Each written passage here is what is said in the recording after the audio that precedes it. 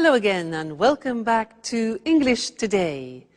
This is DVD 14 and the second DVD of your upper intermediate level.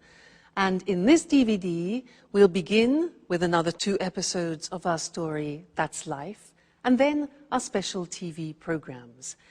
Our cinema expert will be talking about the film Casablanca. And then in our travel section, we'll be talking about ethical travel.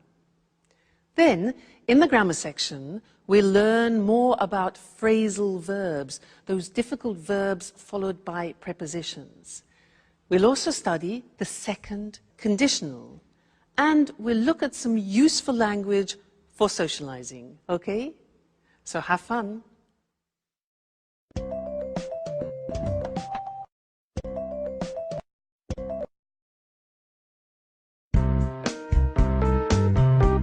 Really? Peter was going to punch Jack? That's right. But luckily I arrived in time. I'm glad I decided to check up on them. Wow. What happened next? Well, Jack and I left, and I think Peter and Sharon carried on with their argument. Wow. Oh, it's a shame I wasn't there. But you knew about Jack and Sharon, didn't you? Well, yes. I found out by chance. I came across a photo of them together while I was cleaning one day. Wow. What an incredible story. Could you stop saying wow? This isn't a film.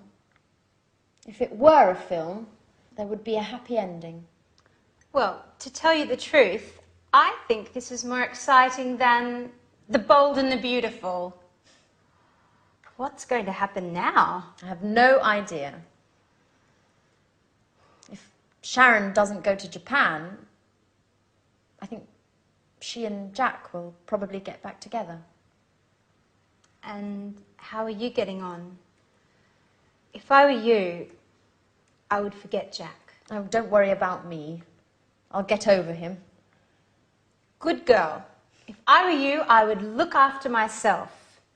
There are other fish in the sea, and you are such a great catch. Thank you, Alice. But to tell you the truth, I'm looking forward to not having a man in my life for a while. Don't say that. I know you're hurt, but what would you do if you met a nice, handsome young man who, by the way, loved cleaning as much as you do? Well, if he loved cleaning as much as I do, I wouldn't let him go. But, you know, men like that are pretty rare. Anyway, getting back to Jack and Sharon, how do you think it will end? Don't worry about that. I'll send you a letter with all the details. And I'm going to miss you, you know. Me too. But I'm happy that you're going to work with your father. Oh, it's great that he wants you to come up with the stories for his films. It's what you really wanted, after all. It's true. It's been such a long time since I got on so well with him. And of course, I can't wait to get on with the new film. I'm so excited about it all. Another star in the family. Miss Dubois conquers Hollywood. Actors and actresses doing their best to impress her. No one can keep up with her. Especially because Mars is in line with Scorpio. And what are you going to do now, Anne? Well, the first thing I'll do is look for a new flatmate so I can carry on living in this apartment. You know how expensive it is. If I had the money, I would live here on my own. But you're not alone. There's Jack. And how long do you think he'll stay here? As soon as Peter leaves, he'll only be looking after Sharon and her apartment.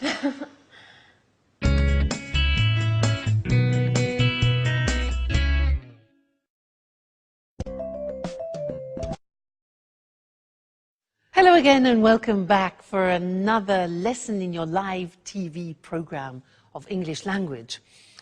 I want to look more closely at the dialogue that they just had because they are using some very interesting verbs called phrasal verbs.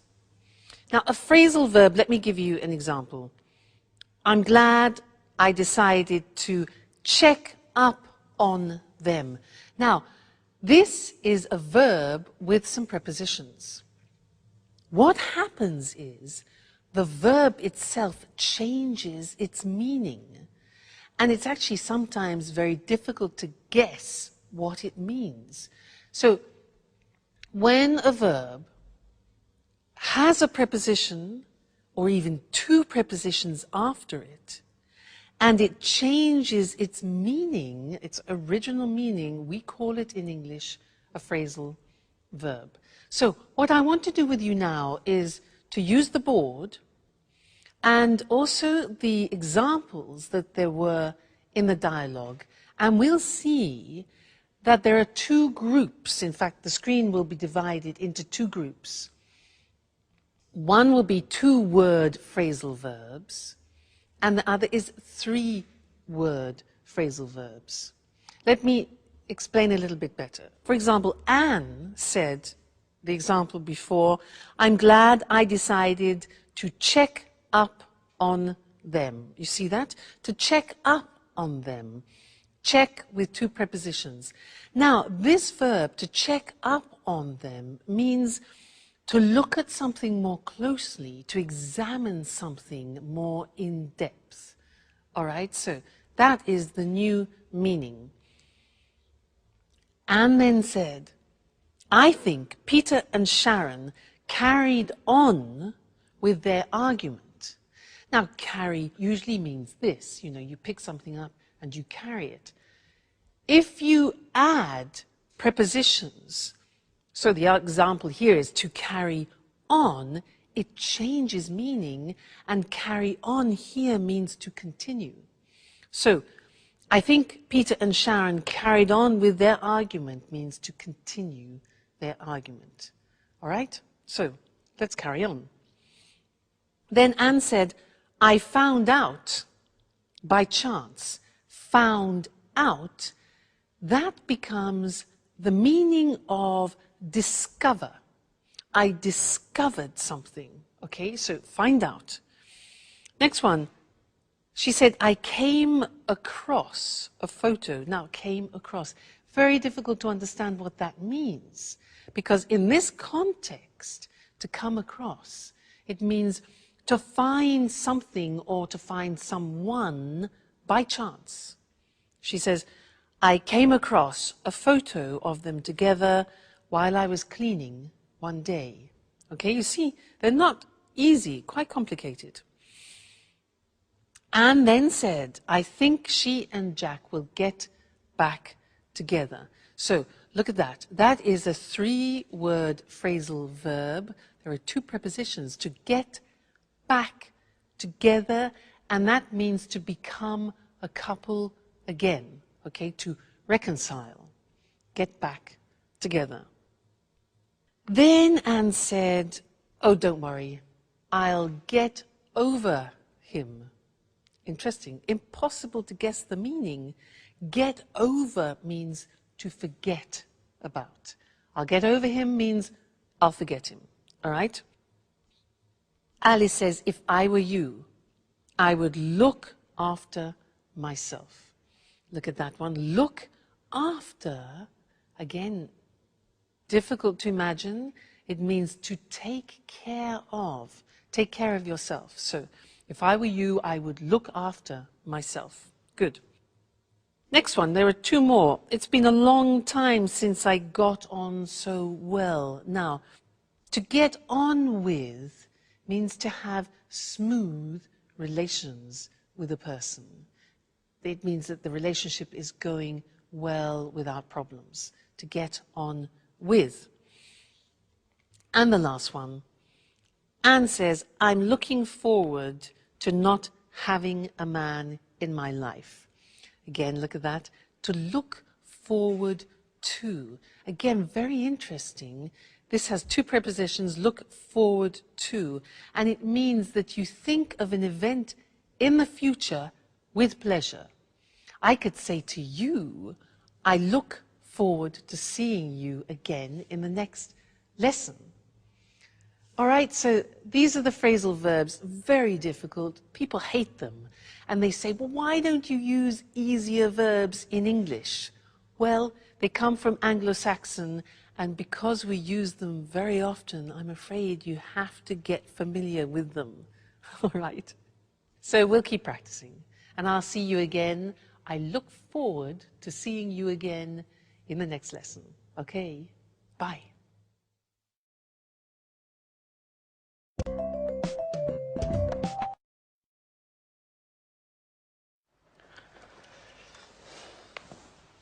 Hi, Sharon. Could I speak to you for a moment? Sure, Peter. I'm listening. You know, I thought a lot about what you told me. Well, I have to admit you're right. I haven't been paying very much attention to you. I won't be angry if you don't want to stay with me. Oh, Peter. Don't worry about me. Just look forward to your musical. It's your big break, isn't it? If you weren't so committed, you wouldn't be the man for the job now, would you? You're a star, right? Yes, I know.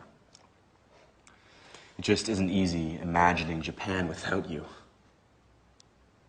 It won't be easy for me either. But I'm sure it's the right decision for both of us. I hope so. If I were rich and famous already, I'd send along my private jet so you could visit me on weekends. Yeah, right. The petrol alone would cost you your fortune. Who cares? I'd be rich. So, while I wait for you to bring your career off and become rich, I might come visit you. Maybe with Anne. But if you're famous, you'll forget all about me. You'd let it go to your head and wouldn't have time to take care of me. I couldn't keep up with all those beautiful young actresses. How could I forget you, Sharon? By the way, would you mind me taking that beautiful photo of you along to Japan with me? The one hanging in the living room. It'll help me when I'm missing you. Especially in the beginning. Of course, Peter. Take it. I'll be happy to give it to you. Thank you. Well, I have to get on with packing. One last thing.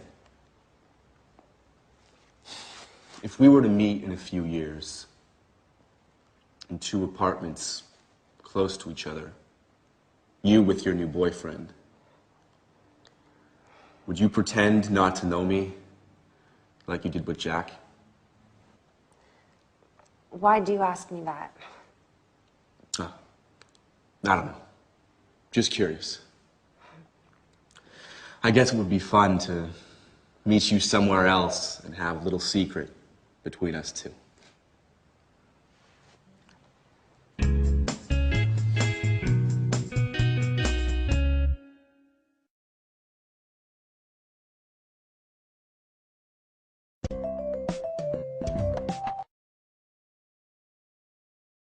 Hello again and welcome back for some more English. Did you hear Peter say to Sharon, if I were rich and famous, I would send along my private jet so she could visit him at weekends? If I were rich and famous, I would send along my private jet? Well, that's a bit improbable, isn't it?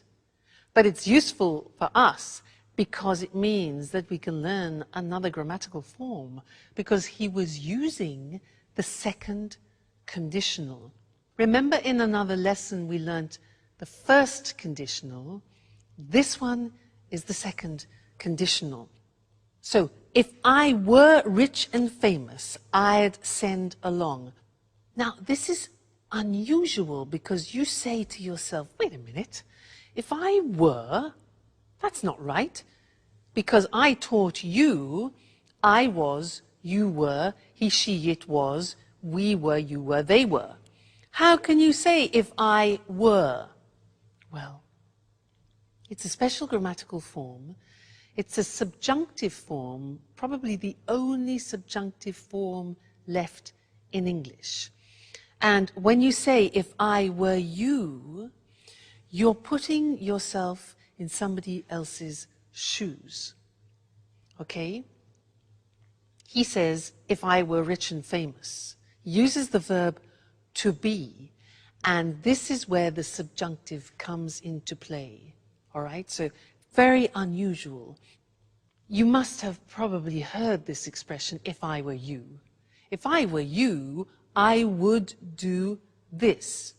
And I want to give you some examples of that because it's very common in English.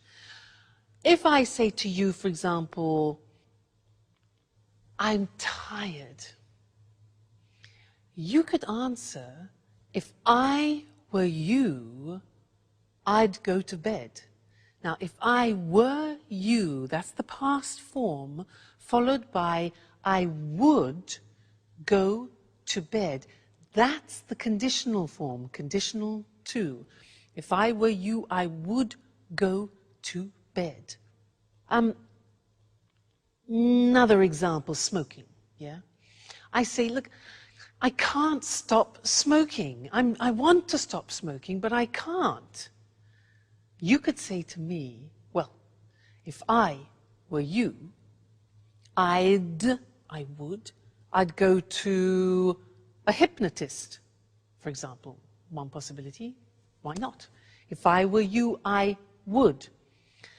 Another example, imagine that I am bitten. Look, Mr. Snake bites me. I've been bitten by a snake. I've been bitten by a snake. You could say to me, well, if I were you, I would suck your blood out. Or, if I were you, I would go immediately to a doctor. So do you see how this works? If I were you, I would. Let's go to the screen now because I want to show you that example and also normal examples of the second conditional. So, we use the second conditional when something is improbable. That's why we use if. Let's look at some normal examples. We have if plus the simple past and then would and the infinitive. So a typical example is, if I won the lottery, win 1-1, I'd buy a house. Yeah. If I won the lottery, I'd buy a house. I would buy a house. It's improbable, but if he didn't smoke, negative, past, negative, he wouldn't need an operation. You see, if plus the simple past in the negative and then would in the negative. If you ate less, you would lose more weight. If you ate less, you'd lose more weight. All right, so those are normal examples of the hypothetical situations of the second conditional. And now let's get back to the example I did with you. If I were rich and famous, remember that? If I were. In the episode it was, if he were rich and famous, he'd send an airplane to Sharon. Okay? If I were you, I would forget Jack. If I were you, I would forget Jack. If I were you, I would continue studying with me and English today, if I were you. All right, so that's the second conditional for you. There are three. We've studied number one, we've studied number two, and later on we'll see number three too. Okay? So, goodbye for now. Bye.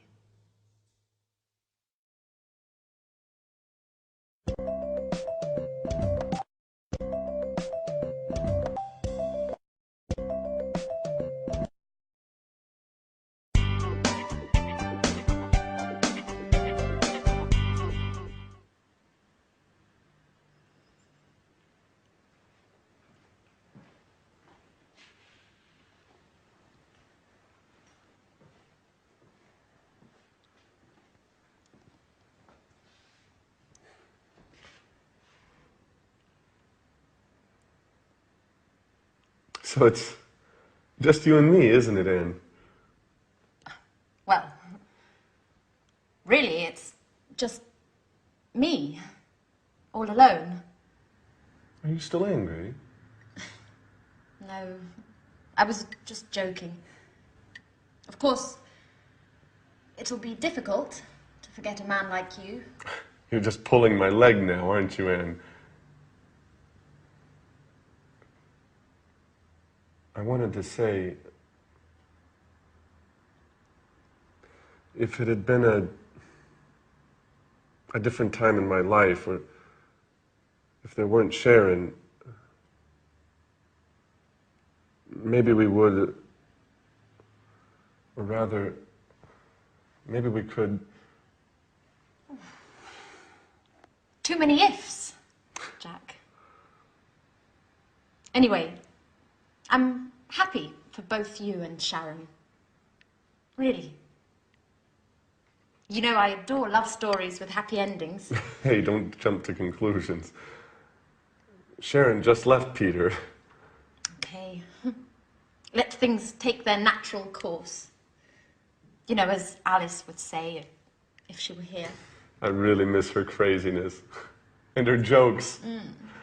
The house just isn't the same without her. That's true. She always had something to say.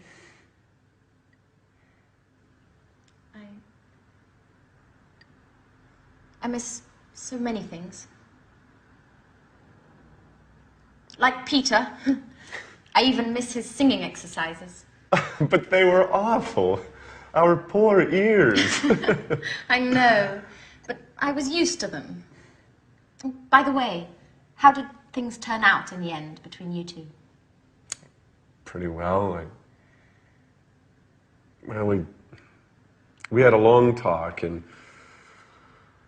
he understood it really wasn't my fault, and that it was inevitable. Peter was just too involved with his career to notice Sharon's needs and desires. Let's just say I took advantage of their situation. I'd say so. You've never missed a chance like that in your life, have you? It's late. I have to go. I'm late as usual. By the way, Sharon and I are going to see a film tonight. Would you like to come? Thanks for the invitation, Jack. But I'd prefer to stay home. Anyway, a possible new flatmate is coming to take a look at the apartment, and well, his name's Nick. Well, actually, I've got to get things tidied up. That's right. Cleanliness is next to godliness, huh? Don't work too hard, Anne. Perhaps Nick is less tidy than Alice and I put together. Oh, no! I lost the battle with you two, but it's time to put an end to all this chaos. I'll ask him all the right questions, but if I get the feeling he doesn't like cleaning, I won't let him in the door.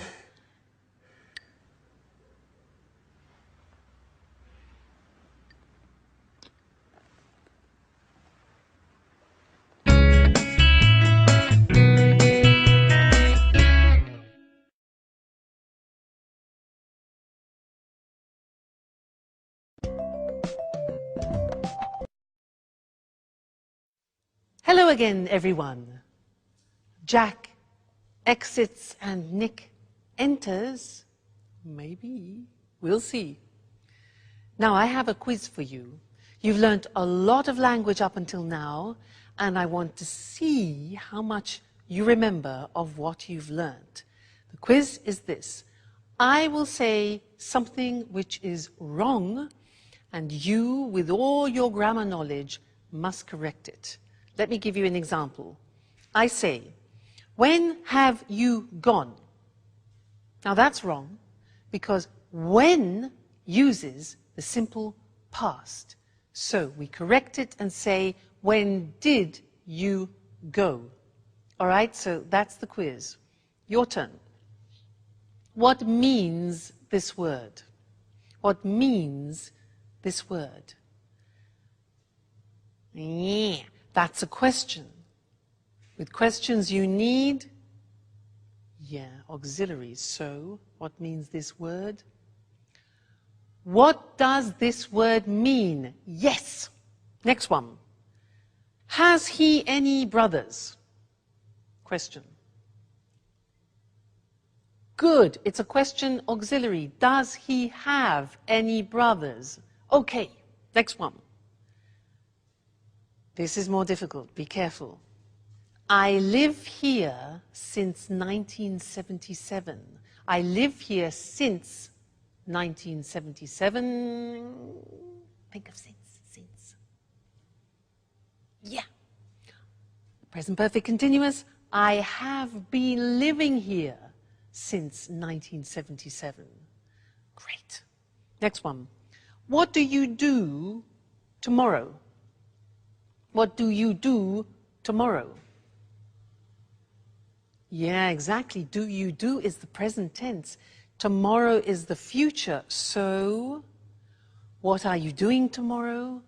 Or what are you going to do tomorrow? Futures. Right. Next one. They haven't to work on Sundays. They haven't to work on Sundays. Negative. Wrong. Present tense, the auxiliary. Exactly. They don't have to work on Sundays. Great. Next one. Do she play tennis? Do she play tennis? Terrible. Yeah. Exactly. Third person. So, does she play tennis? Excuse me. Next one. I call you later. I call you later. Think of this. Snap decision. So it becomes exactly, I'll call you later. Great. Next one. He just left. He just left. Okay, we have just. With just, we use genie, just, never, already, never, yet. Present perfect, so, yeah, he has just left. He has just left. Great. This one here. If I would know, I would tell you. If I would know, I would tell you.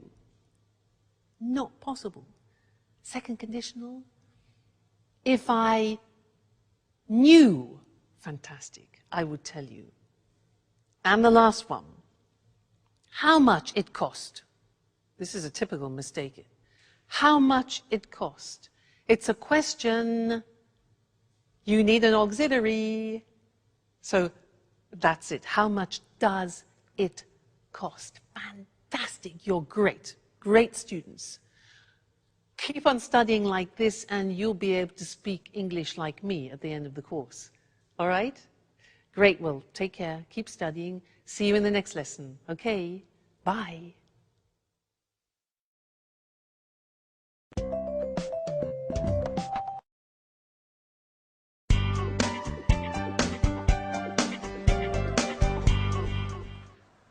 Good evening. My name's Nick. How do you do? How do you do, Nick? My name's Anne. It's a pleasure to meet you. The pleasure's all mine. So this is the apartment. It's very beautiful. It's so clean and tidy. I love cleanliness. I'd even say that I'm a maniac for cleaning. Really? Well, yes. My friends give me a hard time. They say that I'm the mommy of the group. Is that so? My friends say the same thing about me. Well, there's another thing, Anne. To tell you the truth, it's a little embarrassing. I have another hobby which I adore. What would that be? Well, I just adore cooking. In fact, could I take a look at the kitchen? Are you okay, Anne? What? The kitchen. Do you think you could show me the kitchen? Oh, I'm sorry. It's just that, well, I love cooking. Fantastic. That way we can experiment and try out new dishes together, okay? So, where is it? Right. The kitchen is in there.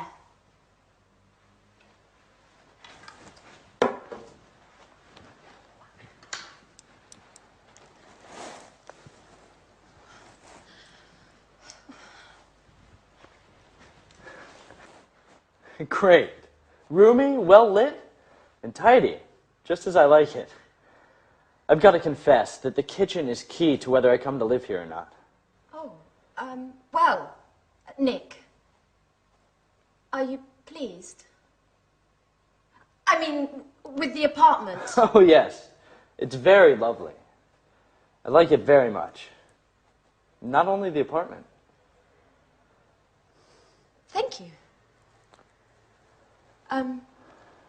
So, when would you like to move in? Well, if it's all right, I'll move in tonight. I just need some time to get my things. Oh, that's great. Well, I'll cook up some dinner while you get your things, and then you can tell me what you think. I'm sure I'm not as good a cook as you. I'm not so sure. I'll go get my things. I'll try to hurry up, and then I can give you a hand. You know what, Anne? I think we're going to get along well.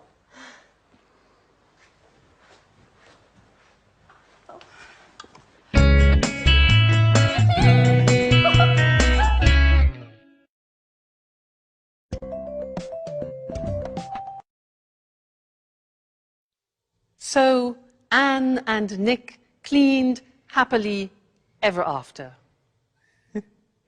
Now, in the last episodes, we have seen lives changing, we've seen people saying goodbye, and I want to look at that language that we use when we say farewell. Farewell in English is a word which means stay well in the future. So let's look at some of the language we can use. We heard, I'm sorry to see you go, and also, I'm going to miss you. I'm going to miss you. Hope to see you again soon is something we very often use. Hope to see you again soon, okay? Call me from time to time. Call me from time to time is a nice one. Another really nice expression in English is let's keep in touch. Let's keep in touch, all right, so that you continue having a contact with that person. Let's keep in touch. Let me know how you're doing. Let me know how you're doing, okay? Then saying goodbye to people, some examples are all the best. All the best for your new job, for example, to Peter. Good luck with your new job. Another very common expression, good luck with your new job. See you soon. See you soon. Yes, like an imperative there.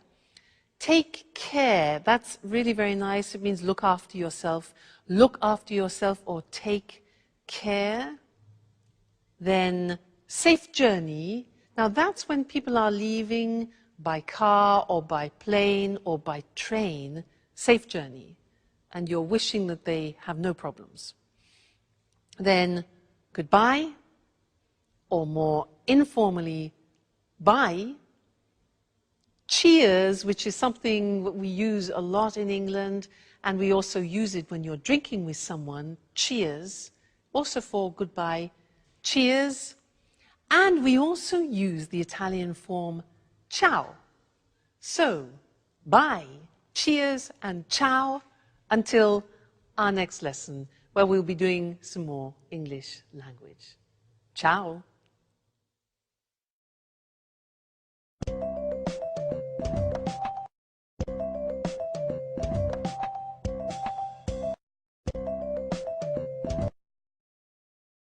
Hello, hello. I'm Lucy Ross, and this is Talk Cinema. And today, with our cinema expert, Sanjeev Gupta, we pay homage to one of the most popular films of all time, an unforgettable Hollywood masterpiece. I don't think I need say more. I'm sure you all know the film we're going to talk about today. Casablanca. Casablanca. The amazing cast, the fantastic script, and of course the unforgettable story. Yes, there'll always be a place in my heart for Casablanca. And not only in your heart, Sanjeev. Well, let's try to explain to our viewers why this film is so popular. First of all, there are the performances of two of Hollywood's greatest actors, Humphrey Bogart and Ingrid Bergman. And secondly, it's a film that was able to bring romance together with the serious theme of resistance to the Nazis. The end result is a passionate love story brimming over with emotion. Yes, you just can't forget the wonderful performances of Humphrey Bogart and Ingrid Bergman. Could you run through the plot for us, Sanjeev, just to jog our viewers' memories? Sure. Casablanca takes us back to a wartime Europe of Nazis and freedom fighters. The film, directed by Michael Curtis in 1942, focuses on the character of Rick Blaine, a cynical American who has escaped from occupied France to open an upmarket jazz bar in the Moroccan city of Casablanca. He has to choose between his love for Ilsa and his duty to help her husband Laszlo, a resistance leader, to escape from Morocco to continue his fight against the Nazis. Ilsa first met and fell in love with Rick in Paris. She believed her husband had been killed by the Nazis. When she discovers that Laszlo is still alive, she leaves Rick abruptly without explanation and returns to Laszlo, leaving Rick feeling betrayed and bitter. In the end, Rick sacrifices his love and helps Laszlo and Ilsa to escape to Lisbon. Wow, that's it, yes. Who can forget Rick's famous line to Ilsa as she gets on the plane at the end of the film? "We'll always have Paris." That's true. There are also several other famous lines in the film. For example, when Rick says to Ilsa, "Here's looking at you, kid." Or when Ilsa says to Sam, the piano player, "Play it, Sam, play." Wait a minute, what's the name of that song? Oh yes, I remember. As time goes by, I've sung it so many times. But tell us, am I correct in thinking the film won an Oscar? 3 Oscars for Best Picture, Best Director and Best Screenplay. It was a big hit in 1942 and has been ever since. Casablanca represents Hollywood at its best. A film with undying universal appeal. The film is still shown regularly in America. Really? Do you mean on TV or in the cinema? Both, actually. You know, colleges across the USA show the film every year during the week of graduation exams. This has helped keep the film popular. Well, it certainly is an unforgettable film. That's Casablanca. Thanks to our expert, Sanjeev. Goodbye, Lucy. Goodbye. And goodbye, everyone. See you again soon with the next edition of Talk Cinema. So, have you seen Casablanca? It really is an unforgettable masterpiece. We say something is unforgettable when it's difficult to forget. Casablanca is unforgettable because it's such a good film. We call it a masterpiece. A masterpiece is an excellent piece of work We usually use it for films, books, and art. Why is Casablanca such an unforgettable film? First of all, the amazing cast. Amazing here means incredible, very good. The cast is all the actors of a film. Casablanca features Humphrey Bogart and Ingrid Bergman. If you've seen it, you can't forget their incredible performances. An actor's performance is the way the actor plays his or her role. Secondly, the script. The script is the text of a film or a play. In fact, Casablanca won 3 Oscars, one for the best screenplay. The screenplay is another word for the script. It won Best Director. The director was Michael Curtiz. We say it was directed by Michael Curtiz. And it won Best Picture. Best Picture means best film. I'll quickly run through the plot to jog your memories. What does all that mean? To run through something means to make a brief summary. The plot is the storyline, what happens in the film. And to jog someone's memory means to help them remember. Sanjeev jogged my memory. He made me remember some famous lines from the film. A line is something an actor says in the film. One of the most famous lines is, "At the end of the film, we'll always have Paris." Notice how we say, "at the end of something," but "in the end" means finally, after some time. And now it's time for me to say goodbye. So, see you all next time. Bye.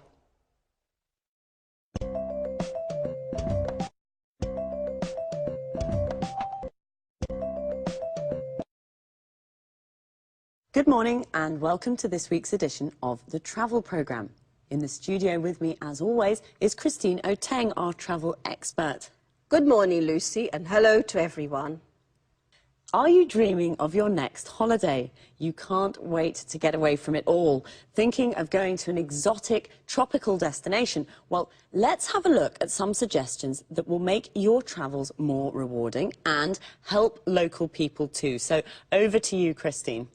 Thanks, Lucy. Well, the golden rule for a true traveller is to respect the culture and environment of the country you're visiting.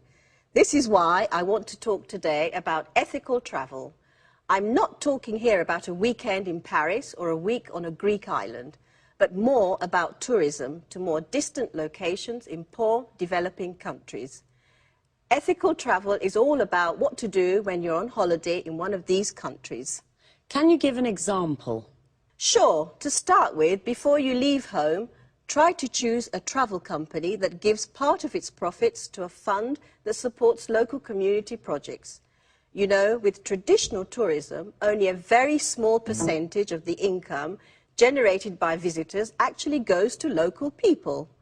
Most of the money that tourists spend goes to multinational companies. Usually, these companies take their profits out of the country and do very little to help local communities and the local environment. You're right. The tourist industry can be a very cutthroat business. So, do you have any other suggestions on how we can travel ethically? Sure. Choose a resort that is built with local materials in the local style, or stay in local family-run hotels. Shop and eat where local people do. Use public transport and try to learn a few words of the language before you leave home. The only way to really get to know a country is to get in touch with local people. So, it can be useful to read up on the place you're going to visit and its culture before you leave home. Of course, tourists usually see the local culture as something colourful and exotic without really understanding it very well. It's important, though, to learn about local traditions and to respect them. Do this and your holiday will be much more rewarding experience. One more thing. Do remember to always ask before taking photos. And what about shopping? Is this against the concept of ethical travel? Absolutely not. Shopping's always fun, but do use your head when shopping. I mean, try to buy souvenirs from local markets and always pay a fair price for goods. Bargaining's fine, but don't beat the locals down too much. One important thing, never buy souvenirs made from endangered species. This is illegal and damages the local ecosystem. Fine. So an ethical traveller is a responsible tourist who knows how to combine the joys of travelling with a respect for the local culture and environment. Any more advice for us, Christine? Yes, just one last thing. Follow these suggestions and your travels will be a lot more rewarding and much more fun. I'm sure they will be. Well, thanks, Christine, for your really useful tips on how to be an ethical traveller. Well, that's all we have time for today, so goodbye, Christine. Goodbye to all travellers, and remember, travel ethically and enjoy your holidays more. See you soon with another edition of the Travel Programme. Goodbye. Well, I can't wait to get away from it all. I can't wait is an expression that means you're looking forward to something. To get away from it all means to have a holiday and leave your daily life behind. Today, Christine gave us some tips on how to be an ethical traveller. A tip is a piece of advice, a suggestion. First of all, what is ethical travel? It's travel that respects the local culture and environment. Local means from a specific place. For example, the local people are the people that live in a place, and the local culture is the culture from that place. The environment is the world that surrounds us, all the social, physical and cultural conditions of a place. Christine gave us a golden rule, a rule that should not be broken. The golden rule for an ethical traveller is, in fact, to respect the local culture and environment. She also suggested choosing a travel company that gives some of its profit to local communities. A community is a group of people living in the same area. A travel company is a company that organises tours to various parts of the world. And you should read up on the place you want to visit. To read up on something means to research and get information about something. The best place to stay is in a family-run hotel. Family-run means it's owned and managed by a family. And when you go shopping in a market, bargaining is okay. To bargain means to decide the price with the seller. If something costs $20, you bargain to pay $15. But don't beat the locals down too much. To beat someone down means to force them to reduce the price of something. That's all for this week. See you again soon.